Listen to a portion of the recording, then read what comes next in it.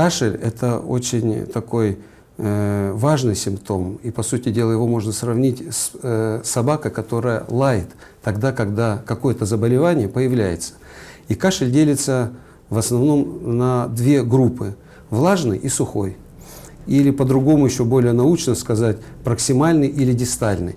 Но другими словами сказать, что верхний, крупных бронхов и более мелких. Легкие – это бронхиальное дерево, и его легко сравнить именно с деревом.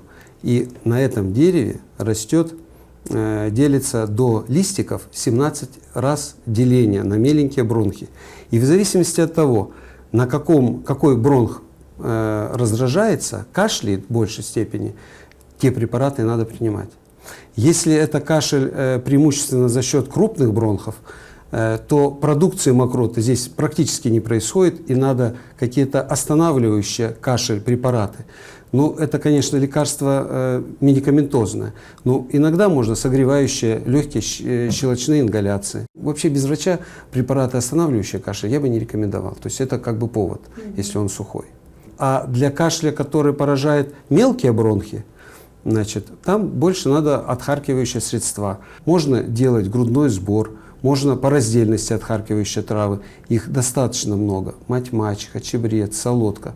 Можно вполне попробовать, может это 1-2 дня. Но пока ты управляешься со своей бедой, ты можешь как бы управляться сам. Тогда, когда ты не можешь справиться вот с теми симптомами, о которых мы говорили, скажем, упорный кашель не проходит, ну тогда да, дорога к врачу.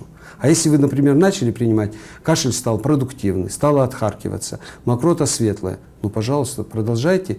Температуры, скажем, большой нету. Есть температура, ну, вопрос, наверное, встанет. Особенно если здесь надо обращать внимание на характер мокроты. Одно дело светлая мокрота, слизистая так называемая, другое, когда она приобретает некрасивый оттенок, желтая, зеленая. Здесь вопрос обязательно надо задуматься о назначении антибактериальной терапии.